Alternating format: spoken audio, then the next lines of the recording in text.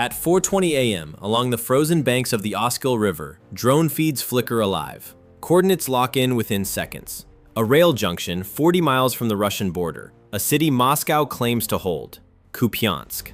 By sunrise, precision strikes ripple across access roads and supply lines. Tracked vehicles stall. Artillery goes silent. Recon drones hover at 300 feet, relaying targets in real time. Each drone costs under $2,000. Each armored loss costs millions. By the end of the day, Ukrainian units report control over roughly 90% of the city. Russian statements insist otherwise. The gap between battlefield reality and official claims widens again.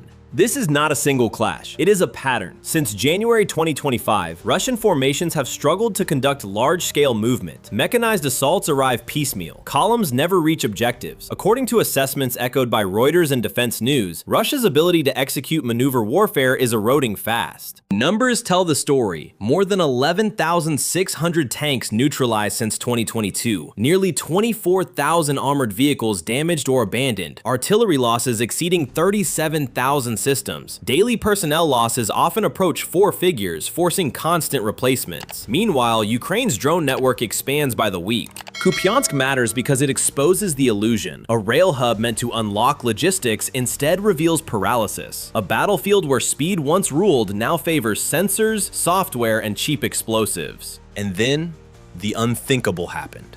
Russian forces began fighting without maneuver at all. What follows explains how one of the world's largest armies reached this point, and why the outcome now stretches far beyond eastern Ukraine. The fight over Kupyansk sits at the intersection of history, logistics, and doctrine. Ukraine versus Russia, east versus west of the Oskil River, drones versus steel. The city lies in Kharkiv Oblast, barely 40 miles from the Russian border, and functions as one of the region's most important rail junctions. Before the war, its lines fed heavy industry and agriculture. In wartime, they decide how fast ammunition, fuel, and troops can move. Moscow's interest is obvious. Control Kupyansk and supply routes into eastern Ukraine tighten. Lose it, and the entire northern Donbas axis weakens. That is why the Kremlin continues to claim control, even as independent battlefield assessments say otherwise. According to reporting cited by the Institute for the Study of War and echoed by the BBC, Ukrainian forces regained roughly 90% of Kupyansk by mid-December 2024. By early February 2025, additional Russian positions inside the city had fallen. Russian gains, described by state media, existed largely on maps rather than on the ground. This contrast reflects a deeper problem. Russian military doctrine relies on maneuver warfare. Tanks advance fast, infantry follows, artillery prepares the path. The objective is speed and shock. That approach worked in the 20th century. It falters under constant surveillance.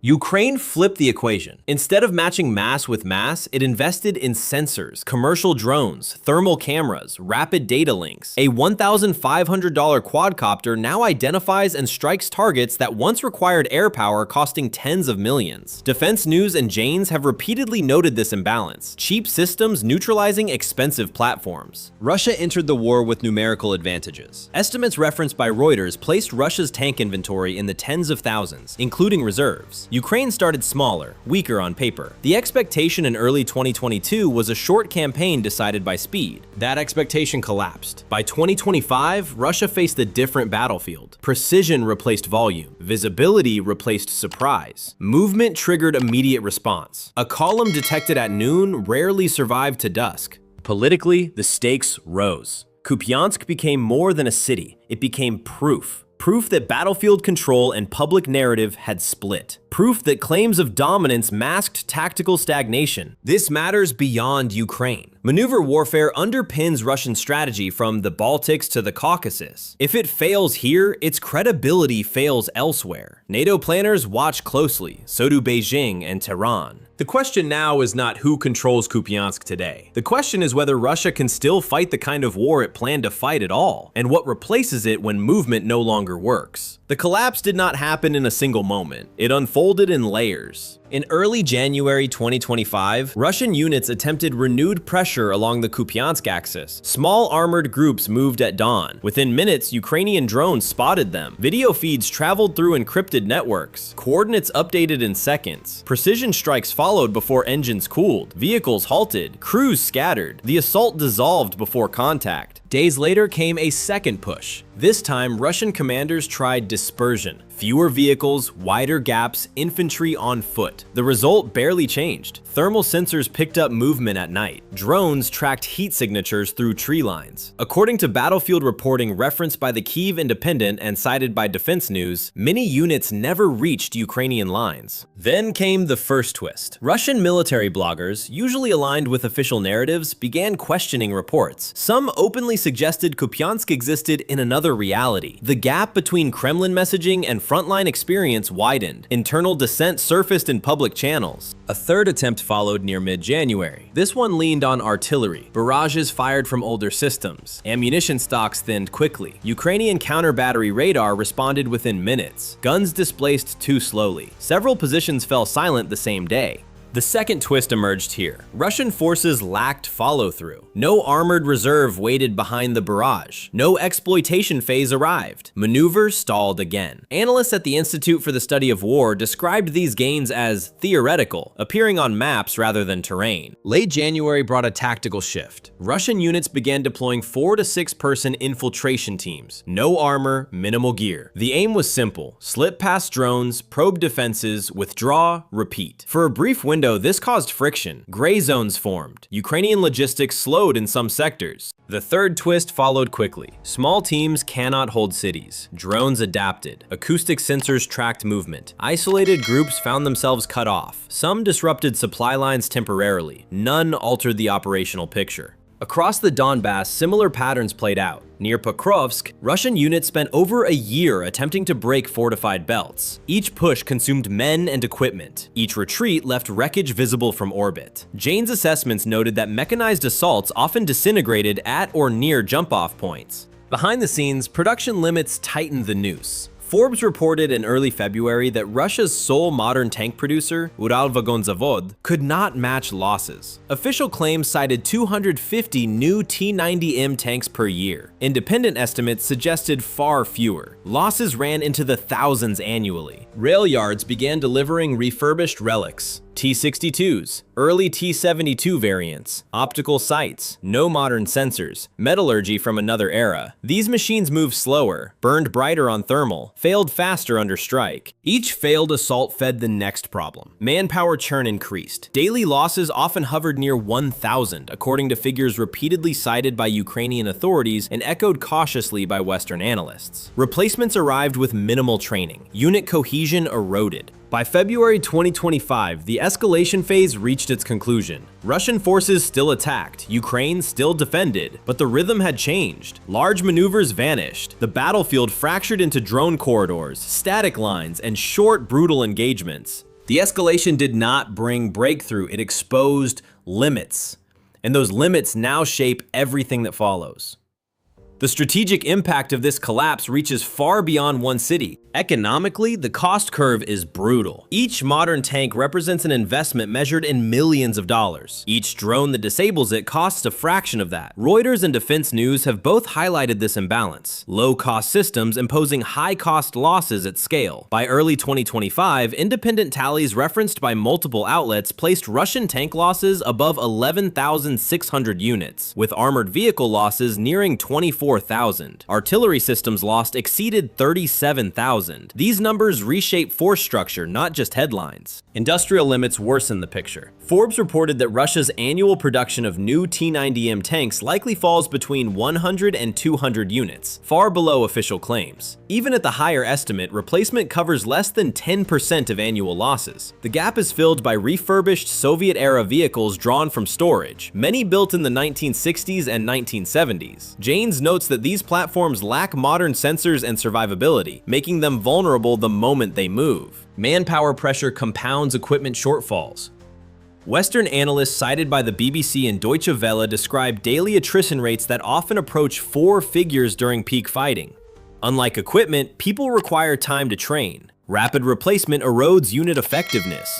Michael Kaufman of the Carnegie Endowment has pointed out that Russia's ratio of permanently removed personnel to injured has shifted sharply, increasing the demand for constant mobilization. The economic drag spreads into society. Defense spending now absorbs a significant share of Russia's federal budget. Social programs strain. Regional governments shoulder recruitment quotas. According to reporting summarized by Reuters, labor shortages have appeared in construction, transport, and manufacturing sectors as working-age men rotate through the system. Militarily, Doctrine bends under pressure. Maneuver warfare depends on reserves. Reserves no longer exist in depth. The Institute for the Study of War assessed in late 2024 that Russia cannot build strategic reserves without pulling forces from active fronts. Doing so opens flanks. Ukrainian counteractions exploit these gaps. The result is strategic paralysis. Attacking in one sector weakens another. Holding ground consumes resources needed elsewhere. The front becomes flexible but brittle. Gains shrink, losses accumulate. Politically, this erosion limits options. Without credible military leverage, diplomatic pressure weakens. Claims of control lose weight when contradicted by satellite imagery and drone footage circulated daily. Kupyansk illustrates the shift.